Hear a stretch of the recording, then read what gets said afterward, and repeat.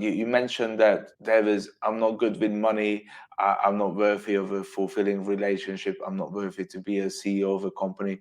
Are these the typical issues that you as a coach deal with? Yeah, there's a lot of different things. I would say the imposter syndrome is a big one, where What's imposter syndrome?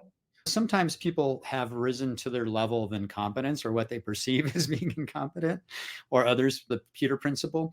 But in part, there's sometimes self-sabotage that goes on. And that's what I mean by imposters. I'm pretending to be somebody I'm not, or maybe I'm not really like worthy. If I am this CEO, or if I'm this leader, if I'm in a healthy relationship, do I really deserve it? And sometimes people will self-sabotage because there's a part of them that doesn't believe that they deserve it, that their self-esteem and self-worth justifies it. So that's one of the things. But yeah, I find a lot of times people have limiting beliefs about what's possible.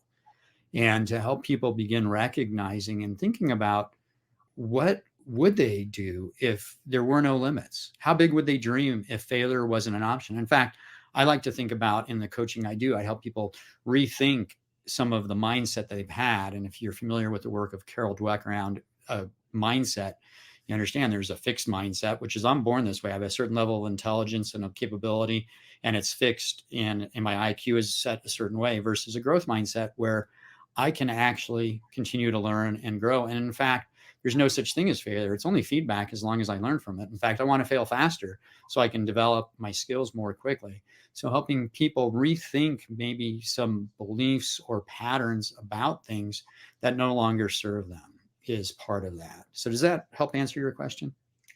Yes, absolutely. And I couldn't agree with you more. I recently spoke to a gentleman whose business got acquired and he was hugely successful, worked with massive corporate accounts worldwide. And I asked him, what was the key to your success? And he said, just doing things. He said, don't be afraid to fail. Like, inevitably, mistakes happen. It's okay to make mistakes. It's not okay to repeat them. That's what he told me.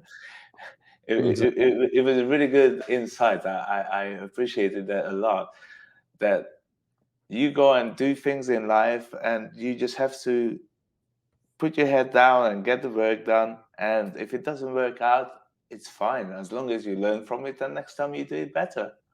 Mm-hmm. Yeah, and it resonates so well with what you just said about the growth mindset, that people need to think what's possible. No limitations. Just imagine how you want things to be and just go for it. Uh, Mm-hmm. we only live once, right? So we might as well make the most of it. That's right. And you never know how long that's going to be. To recognize every minute you have is precious. And that's really important. And I experienced that firsthand a little over 12 years ago, and actually 3 months to the day, when my dad was killed in a car accident.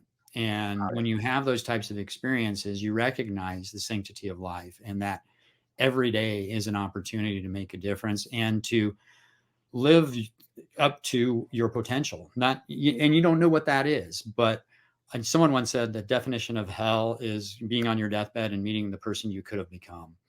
And I think that is a reminder to take whatever steps you want, because I think most people recognize within them that there's more. There's something more that they could be doing in life, whether it's in their career, whether it's in their relationships, in their social circles, or financially, health wise, whatever it is. It's time waits for no one. It keeps ticking.